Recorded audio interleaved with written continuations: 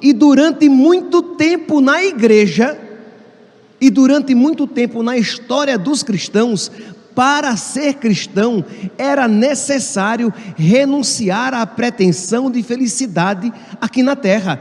É porque nós estamos num período em que ser cristão é light, é tranquilo.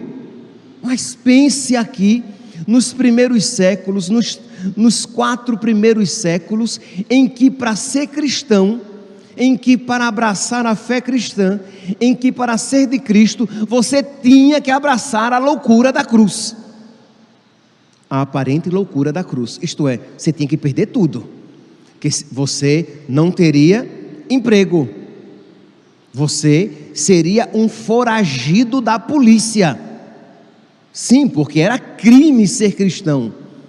Você não seria rico, por quê? Porque quanto mais rico, mais exposto, e quanto mais exposto, mais vulnerável. E você também não poderia exercer cargos públicos. E se você fosse descoberto, perderia os bens, seria preso, e se não renunciasse à sua fé, seria morto juntamente com os seus familiares. Então percebe que era esse o contexto. E não só nos 4 primeiros séculos da era cristã, mas ainda hoje em muitos lugares, se as pessoas quiserem crer em Cristo e professar a sua fé em Cristo, elas perderão tudo. Vocês vejam no Oriente Médio o que já há uns 7 anos vem acontecendo, isso que a mídia não apresenta, a grande mídia não apresenta, mas os cristãos vêm sendo perseguidos constantemente, isto é, são expulsos de suas terras, de suas casas, e antes de eles mesmos, com as suas próprias pernas, saírem daqueles países, perdendo tudo, muitos, para instigar o medo, foram torturados e mortos. Nós vimos, isso foi gravado, cristãos sendo degolados, pelo simples fato de serem cristãos, cristãos que foram queimados em jaula, e nós vimos isso, por quê? Porque eles perseveraram na sua fé em Cristo, e não estavam dispostos a se converter, se perverter ao islamismo para salvar a própria vida, preferiram a morte a viver sem Jesus, preferiram a morte a renunciar à sua fé em Cristo.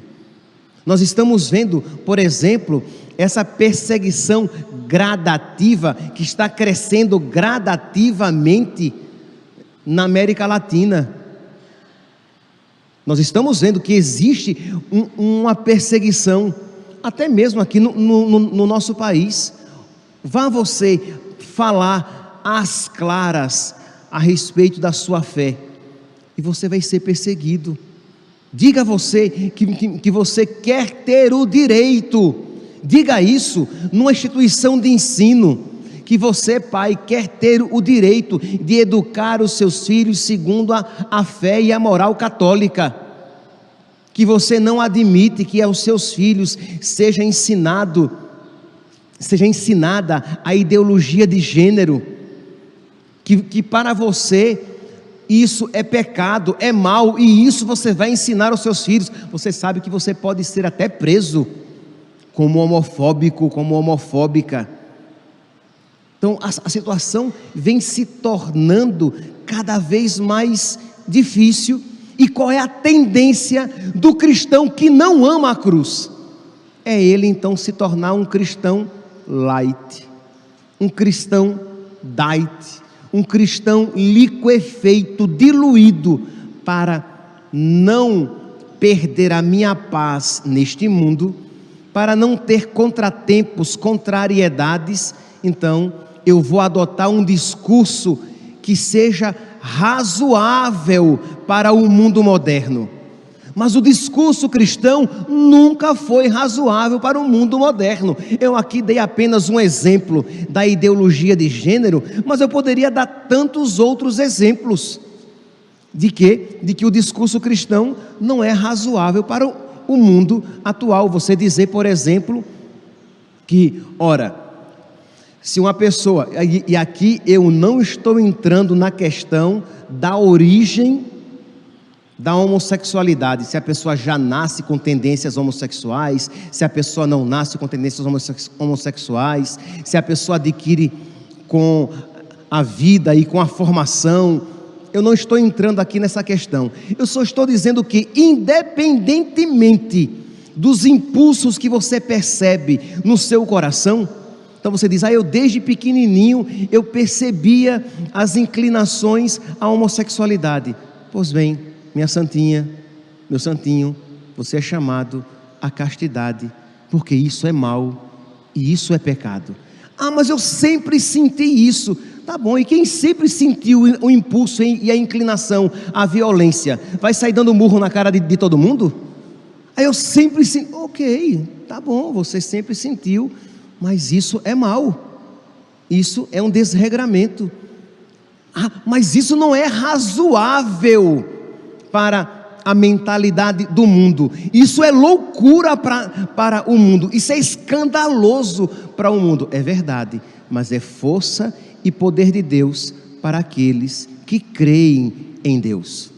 Vá dizer para o mundo que uma mulher, se ela estiver grávida, ela não tem direito de matar a criança no seu ventre, de que não é verdade que a criança é uma extensão do seu corpo, de que não é verdade de que a mulher tem direito de fazer o que bem lhe aprouver com o feto, com a criança que está na sua barriga. Isto não é razoável, este discurso não é atraente, este discurso não é, para a mentalidade atual, não é convincente, é um discurso por demais ligado à cruz, à renúncia da própria vontade.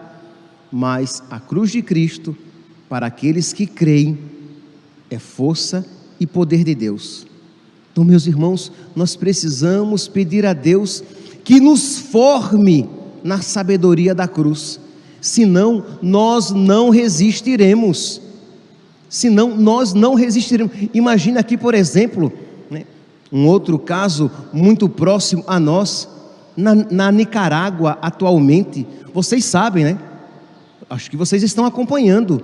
Nós estamos com um bispo preso, com o bispo preso numa prisão domiciliar, com padres numa penitenciária, seminaristas numa penitenciária e leigos numa penitenciária. Por quê? Porque eles resolveram falar a respeito dos males do comunismo. O que é óbvio que um cristão não pode ser comunista e ele não pode falar positivamente a respeito do comunismo. Nossa Senhora, quando apareceu lá em Fátima, ela falou dos males do comunismo. Como é que um cristão pode falar que isso é bom, quando o comunismo diz que a religião é o ópio do povo, né? É o veneno do povo, é a droga do povo, e tantos outros ensinamentos do comunismo que não se adequam com a doutrina cristã, com a doutrina católica. Pois bem, esses padres, esse bispo, esses padres, seminaristas e leigos estão presos porque eles estavam pregando isso. Ora, eu acredito que ainda podemos pregar o evangelho, mas eles ousaram fazer aquilo que não era razoável para a mentalidade, pelo menos, daqueles líderes governamentais da Nicarágua.